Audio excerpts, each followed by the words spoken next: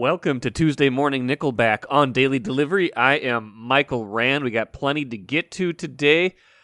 What is Tuesday Morning Nickelback, you might ask? Well, anyone can be a, Monday morning quarterback, come in hot with the next day's take, second guess.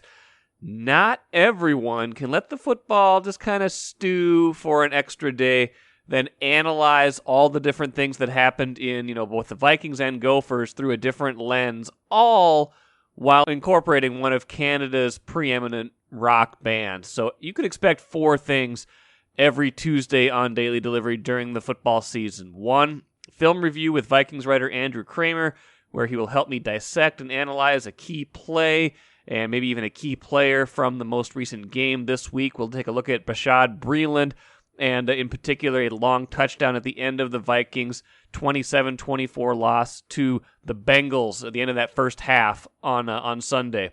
Number two, you can expect my least favorite team is my favorite team. Longtime friend Keith Richotte and I will basically replay our weekly Vikings text chain, but in verbal form. Number three, you can get a Gophers recap with beat writer Randy Johnson. We'll look back and spin forward to the latest from PJ Fleck's team, and you will hear me speak in the midst of casual conversation, I guess, a song lyric from Nickelback. That will be your cue to hit me up on Twitter at Ramball to win a weekly prize. Just tell me what the lyric was, and you will be entered to win. Got it? Let's get to it, shall we? This is Tuesday Morning Nickelback. We talk only football on Tuesdays, and occasionally on every show we mix in one Nickelback song lyric. Andrew Krammer, how do you feel about that? I'm looking for my beach ball. I'm ready to get it going at the concert here. There you go. Andrew Krammer will join me every week for film review. He does a great job of that in the Star Tribune and on StarTribune.com. I believe that will be online Tuesdays generally as well. So go look for a more detailed breakdown of a lot of different plays from the most recent Vikings game. In this case, the 27-24 loss to the Bengals. What I want to do with Andrew every week is kind of zero in on one particular play or aspect of the game. And Andrew, it struck me that the end of the first half was a pretty big turning point in that game. It was 7-7. Cincinnati gets on the board late. Vikings get the ball back. About a minute and a half left, all three timeouts. End up having to punt pretty quick. Cincinnati gets the ball back. I think they only had one timeout. You're maybe thinking field goal at the worst. You're going to go in 10-7, but it's right at midfield, and they decided to take a shot, and that's the play I want to talk about. The deep shot, the connection from Joe Burrow to his old college teammate Ja'Marr Chase. What happened on the play in question? Yeah, obviously you'd mentioned just such a critical point in the game for the Vikings being tied at 7-7. Their defense was playing well, and that included Breeland up until a certain point when the afternoon, it just turned so quickly on him. And it started there with this play. He'd given up a couple plays earlier and obviously had that DPI, but this play, you got the Bengals at midfield. They're sitting at the 50-yard line. It's maybe a minute left in the game, like you said. Not even in the half. I think it was like 45, 50 seconds, something like that.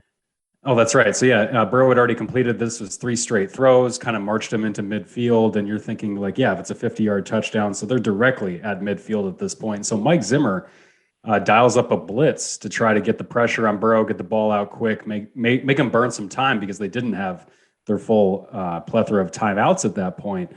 And what happens is you have Eric Kendricks, you have, I think, Nick Vigil also blitzing on the play, and the Bengals pick it up. The Bengals offensive line was really kind of the underrated part throughout this entire game for them. It allowed Joe Burrow to sit back there and take some of these shots, and this was the biggest one of the entire game. And so Mike Zimmer calls up a blitz.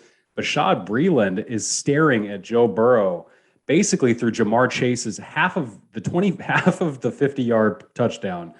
Bashaud Breeland is just looking back at Joe Burrow and basically loses the receiver who sprints past him. The ball placement's perfect by Joe Burrow. The catch, obviously, right in stride as Ja'Marr Chase scores that touchdown. And Breeland has no chance because he's looking back at the quarterback, expecting a quick throw because of the play call. And that's what was interesting about that. When you see that play, you think, wow, Bashaud Breeland getting beat deep. How can that happen? Mike Zimmer blamed himself. Mike Zimmer said it was my play call. put him in a blitz. The blitz didn't get home. Breeland was expecting a quick pass, and therefore you got the guy getting beat deep. And there really is no safety help. There's nobody else to blame. This was a quarters coverage where Breeland is supposed to be in charge of his deep quarter of the field. A safety's got the other quarter, and so forth. So there really is nobody that's going to help him. And it's a sideline throw on the go route. And you can blame the defensive coordinator, the head coach, and Mike Zimmer, and obviously Bashaud Breeland for not staying stride for stride with a star rookie in Ja'Marr Chase. Yeah, so basically it's a perfect storm, right? You call a blitz. You're right. He's trying to maybe either get a sack, influence a quick throw over the middle or something where you're going to get a guy down quick and burn some clock and maybe, make them kick a long field goal at the worst, maybe get a turnover out of it, maybe get a sack, something like that. Blitz doesn't get home though. So you're rushing 6, it sounds like, your front 4 plus 2 linebackers. That you would think usually that's going to get you at least a decent amount of pressure, is not going to be able to get you a deep ball. So that's problem 1. Problem 2 is, you're right, Breeland is, because of the blitz, expecting a quicker throw. So he's kind of peeking, cheating in on that. Third problem is Ja'Marr Chase is really fast. Like you said, he's gonna, he's a rookie. He's got wheels. He knows, he and Joe Burrow played together before, even though this is, their debut game together in the NFL. They played together at LSU, and Joe Burrow makes a perfect throw. Once he gets open and runs past Breeland, it's basically, the 4 components you needed for that play to be what it was. All 4 of them clicked for the Bengals.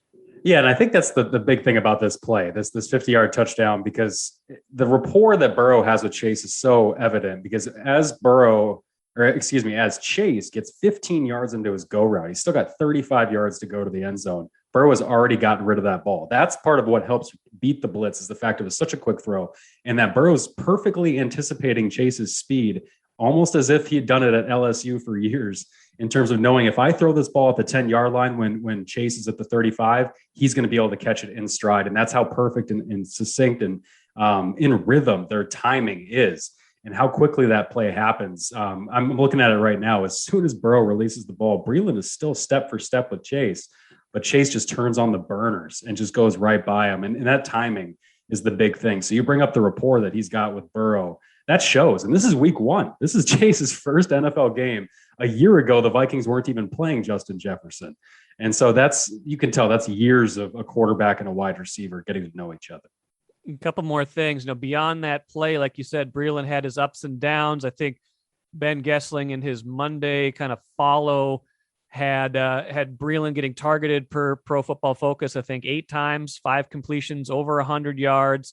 He kind of got banged up on that play we just referenced too, and he had that off-season shoulder surgery, and he landed pretty hard on that shoulder. It looked like on that play when he was trying to make a tackle down at around the 5-yard line that ended up not working out. What did you get the sense of, how the corners played, the 3 new corners, really, Alexander, Patrick Peterson, and Breeland, and what did Mike Zimmer think of, kind of how that all played out? Yeah, it was interesting. The Chiefs really didn't test Patrick Peterson or really Mackenzie Alexander all that much. It seemed like their opportunities, and they wanted to go after Breeland. And that touchdown to Ja'Marr Chase on the go route, not too dissimilar from what happened in the preseason when we saw Patrick Mahomes to Tyreek Hill for a 35-yard score on a sideline go route to over Bashaud Breeland. So this is a situation where the Vikings clearly have what is still considered a weak link in their secondary. What I found interesting is Mike Zimmer still clearly believes in Bashaud Breeland, and this is maybe born out of necessity. They need him to be that stout starting corner opposite Patrick Peterson. He is the number 2 corner on this team. He is going to play every down. And the book on Breeland, this is his 4th NFL team. He's bounced around. He's always been this kind of inconsistent guy where he flashes an ability to be physical on some of these underneath routes. He deflected a ball in overtime. That was a great play on the 3rd down that really led to the Vikings being able to try to win that game before Dalvin Cook fumbled. Breeland has that in his game. He's typically a really good tackler. And so the fact that he had missed so many tackles in this game, I counted up 3 missed tackles from him alone, including a big one on T. Higgins. And he was able to slip down the field, I think, for some 20-yard run in the second half of that game. And that's uncharacteristic of Bashaud Breeland. So Mike Zimmer's confidence, I think, is derived from the fact that he's seen this guy play before for Green Bay even. at a much higher level. And he's hoping he's going to be able to kind of level out these inconsistencies and get better play out of them. And that's going to be the book on him moving forward. But Breeland's always been this kind of guy. So I do wonder, it's got to be some Mike Zimmer, Carl Scott, who's the defensive backs coach. They got to work some magic in getting this NFL veteran who's 6-7 years into his career to finally start playing at that high level more consistently, because we saw all of it, the entire roller coaster on Sunday in Cincinnati with Breeland. Good stuff. Andrew Krammer, as always, go follow him. Go read the full film review, Star Tribune, startribune.com. We will do this again next week, and who knows what the big play will be coming off of the Vikings against Arizona.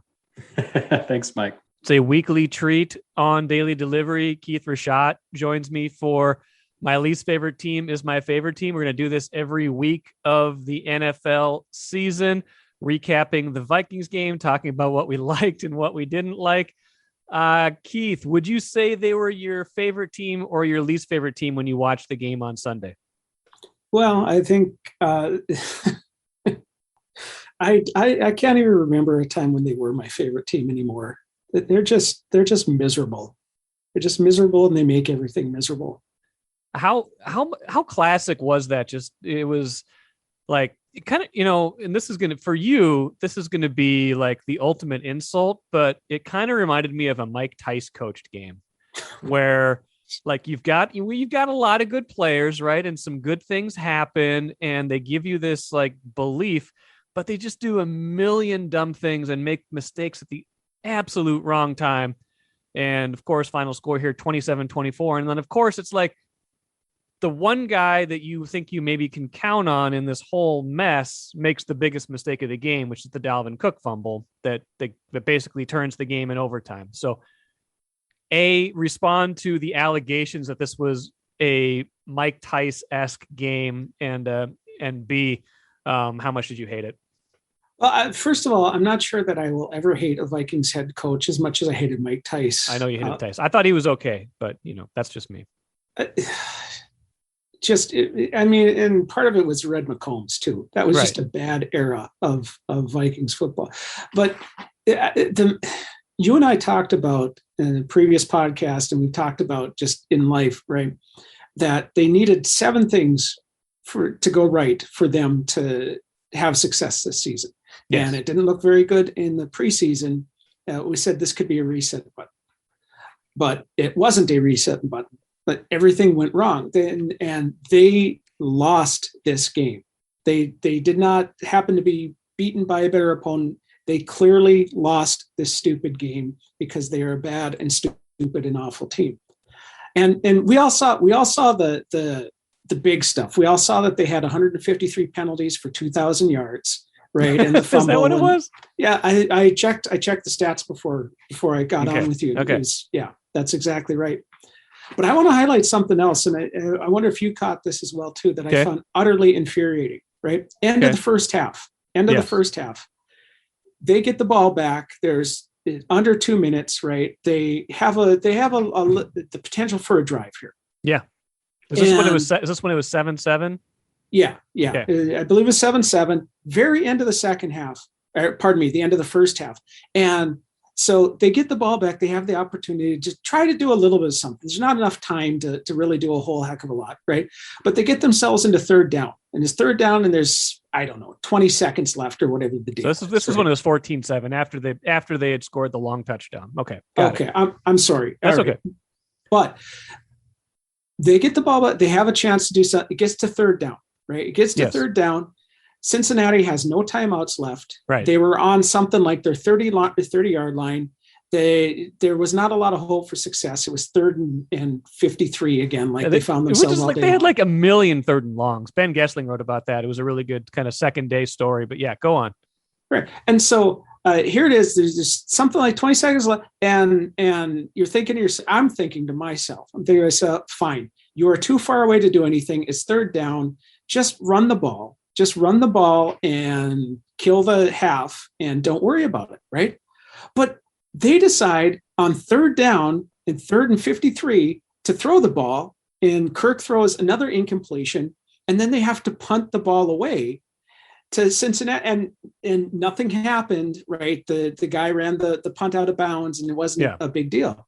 But it was one of those moments where I just wanted to tear what's left of my hair out by the utter stupidity. What are you doing throwing that ball, right? And it was indicative of an offensive coordinator that didn't seem to be able to read the situation. It was indicative of a team that doesn't know what to do under pressure. It was indicative of the stupidity that seems to pervade the entirety of this stupid team.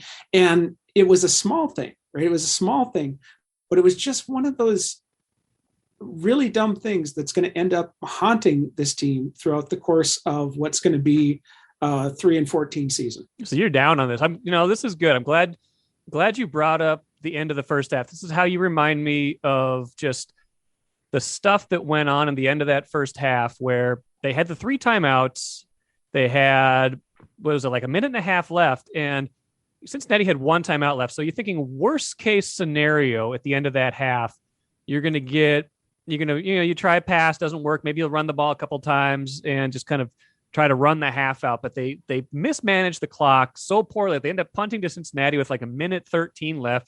Cincinnati comes down and gets that touchdown so fast that the Vikings get the ball back again, like you said, and still can't do anything with all those timeouts. That the end of the first half, and Andrew Krammer and I talked about that a little bit in our film review, talking about Breeland and just the mistakes he made in that game. But the end of that first half was really, there was stuff that happened in the second half. Overtime, they could have escaped with a win there, but that was really where the game turned. It was 7-0, then it was 7-7. You're like, okay, they got the ball back. They can do something here, especially with Cincinnati getting the ball back to start the second half. You're like, okay, put together a drive here, or at the very least, get to the half at 7-7. And instead, it's down 14-7. And that was just a really disappointing 2-minute stretch. Absolutely. And again, people aren't going to necessarily remember that aspect of this game. There are lots of other things that you can point to, but it just was indicative of the problems that this team has in many ways, and the lack of capacity to deal with the higher pressure situations. Yeah, exactly. And so it was for people who don't know, you watch these games generally after the fact. You avoid the score all day, and then you kind of watch it quickly, right? Like in a 45-minute to an hour window. Is that correct? Yeah, I am a single parent with a 5-year-old child, and so I have not had the time to sit down and watch a 3-hour football game for, let's say 5 years. Yes. Right. Some people say that correlation is not causation. I think this might be the exception that proves the rule. Yes.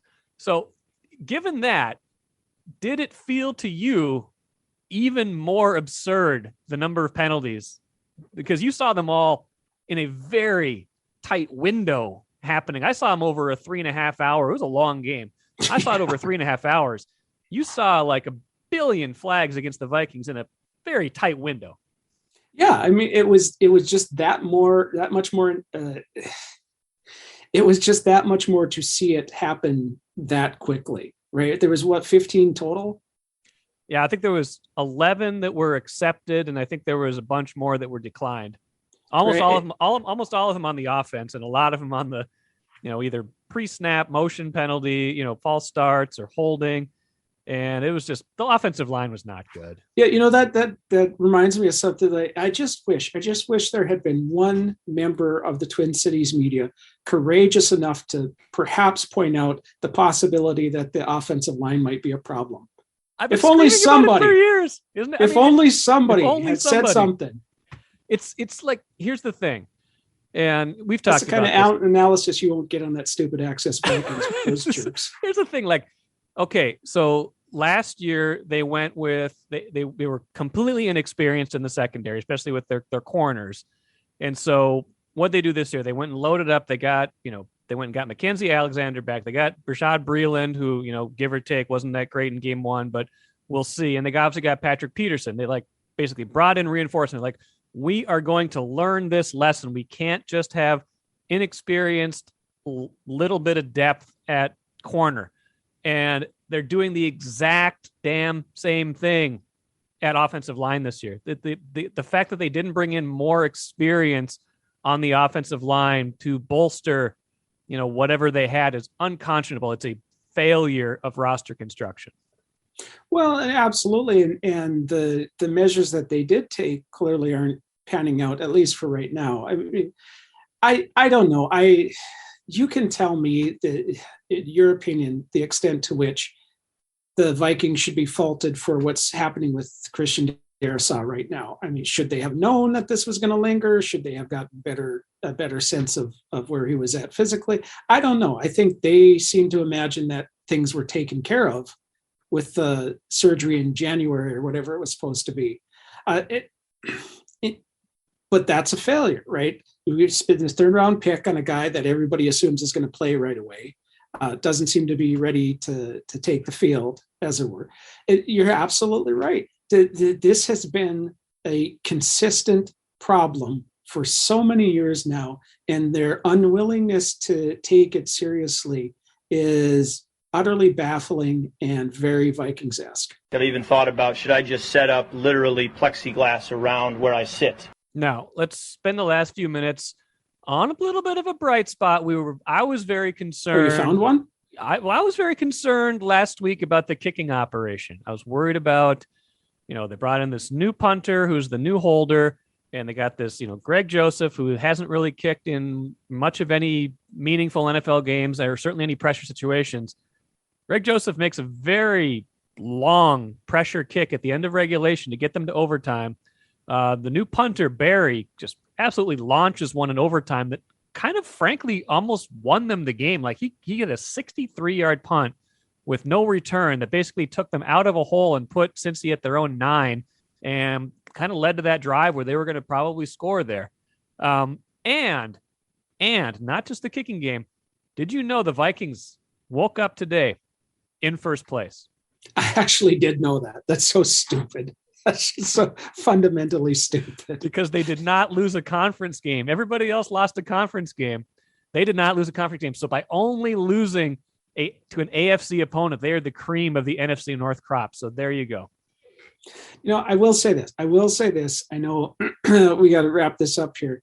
I think it's safe to say that I am middle-aged, right? Yeah, when you find yourself you're right there.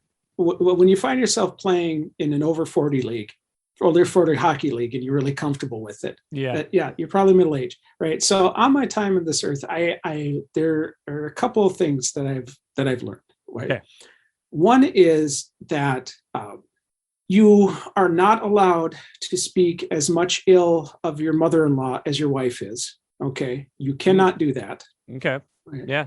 And the second thing is, you probably shouldn't take too much out of the first game of an NFL season. Yes. Those are always the weirdest and strangest.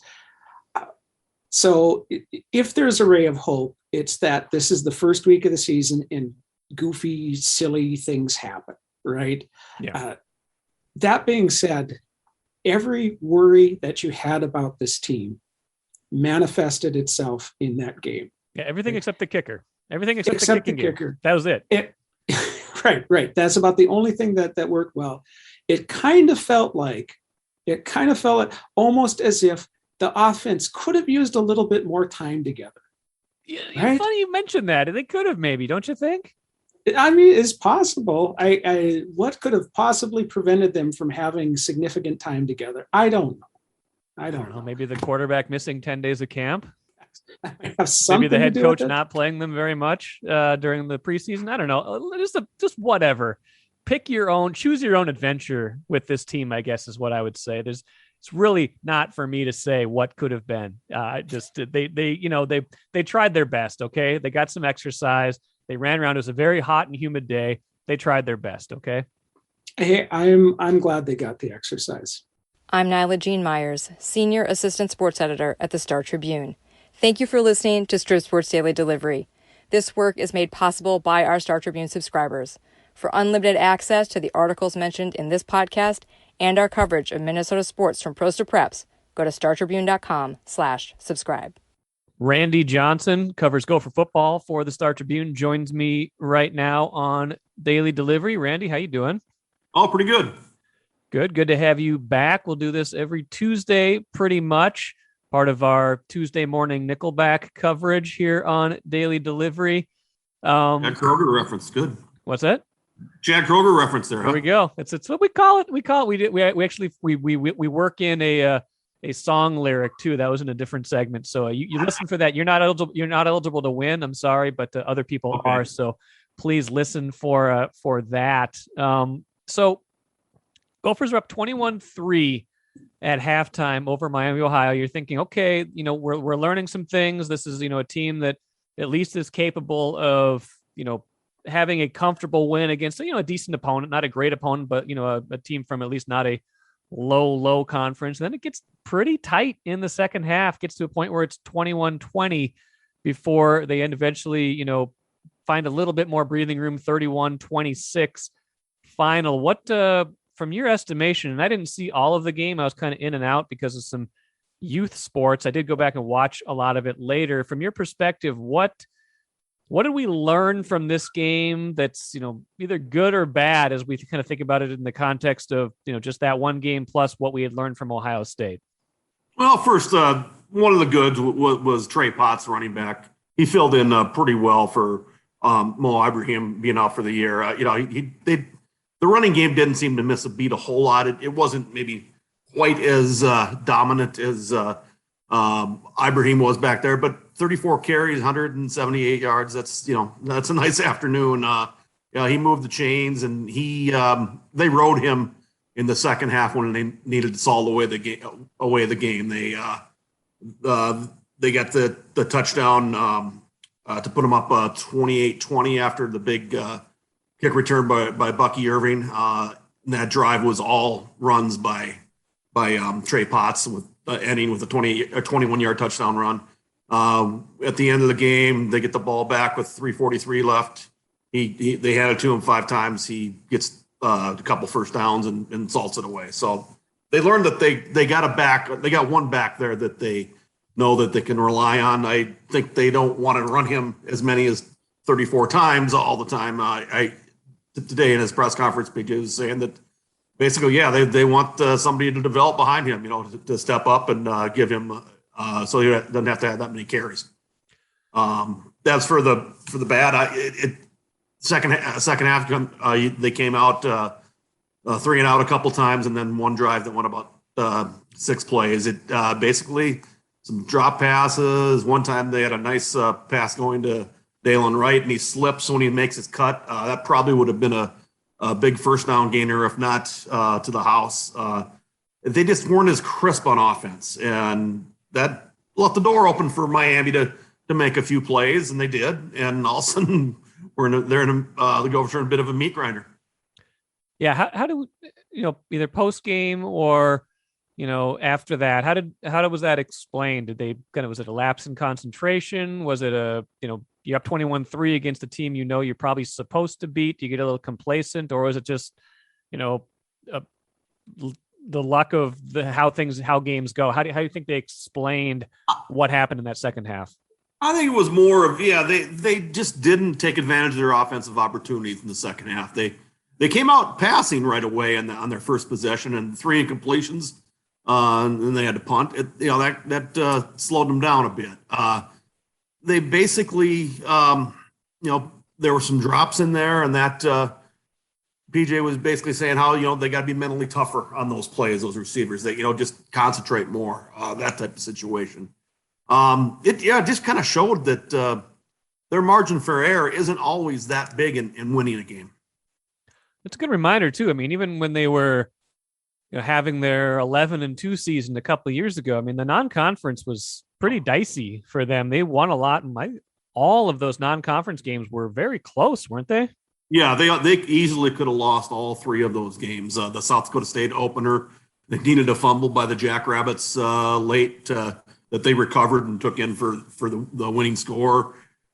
Fresno State, we had that the amazing catch by Ottman Bell in the back of the end zone, and then followed up by the swoop out of nowhere interception. Yeah. Winfield, right? And then their Georgia Southern, their down was 4th and 10, 4th and 15. 4th and a lot. It was 3rd and forever and 4th and a lot. Yeah, they converted it. Demetrius Douglas is a huge catch, and then went down and won it on a Tyler Johnson touchdown catch. That year they got through those, and that they took the momentum from that and went on to a great season. But I don't know if they have that, all those type of playmakers this year, especially on defense. Yeah, that's a good point. I mean, before we get too far into Colorado, which I want to talk about for a few minutes, the one concern they've got to have is, they know their defensive secondary is inexperienced this year, but they haven't been able to rush the quarterback, I don't think, to the degree they want to. They don't have a sack in 2 games, and I feel like they thought their defensive line was going to be pretty good, or at least could compete. What have we seen from that so far? Yeah, they've been inconsistent. That's the main thing. They're not getting the push up front, obviously, to get the pressure that they need. They got some on Saturday, especially when Tyler Newman had that third or fourth quarter interception that was caused by some pressure. But yeah, the consistency just hasn't been there, and it could bite them one of these times if they don't get a little bit more pressure. So what are we, spinning ahead to Colorado, a road game, another, it's a quality program at the very least. What's the outlook for that game in your estimation? Well, I'm sure Colorado's gotten their attention, what they did over the weekend. They played number 5 Texas A&M tough, losing 10-7 in Denver. Texas A&M was out with their starting quarterback got hurt, so that slowed them down a bit. Colorado was leading most of the game. Then at the end they get the ball back and just couldn't move it. And ended up losing by 3. But holding that Texas A&M team to 10 points was impressive in its own right. So Gophers know they're stepping up in class, I would say, an opponent, and you're playing a Power 5 team on the road. I think they've probably kept the offense pretty vanilla this past weekend against Miami. Maybe they'll have some wrinkles to show that they didn't show that they'll use against Colorado. It's going to be a bigger challenge, that's for sure.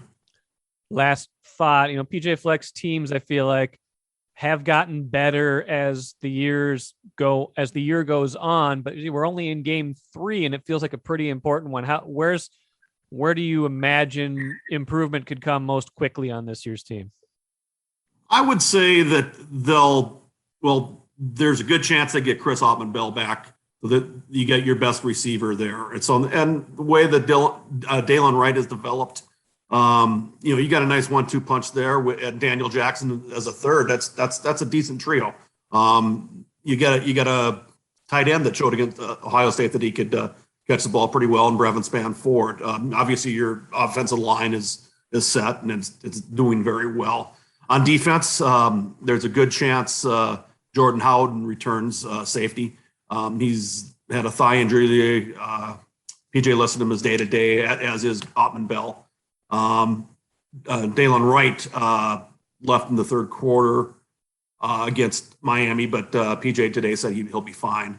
On defense, the secondary and the pass rush are 2 areas that there's room to improve, and they should get better as the season goes on, as long as they stay healthy.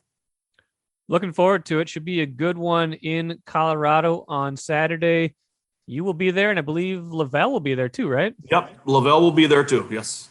Double coverage in Colorado should be fun. Read that coverage in Star Tribune, StarTribune.com. Randy Johnson, thank you so much. We'll do this again next Tuesday. Sounds good, Mike. Thanks a lot. That will do it for today. Hope you liked the first installment of Tuesday Morning Nickelback. Remember, hit me up on Twitter if you heard a Nickelback song lyric sometime during today's show. I'll have Chip Scoggins on Wednesday's show to talk about his new Football Across Minnesota column. Really good, strong debut to that went online earlier this week, and talking to Chip about that. Excited for that. Plenty of good stuff coming up later this week as well. Be sure to listen all week. Thank you for listening today. I am Michael Rand. Please download this podcast, write a review if you would. Don't forget to do that, and I will see you again on Wednesday.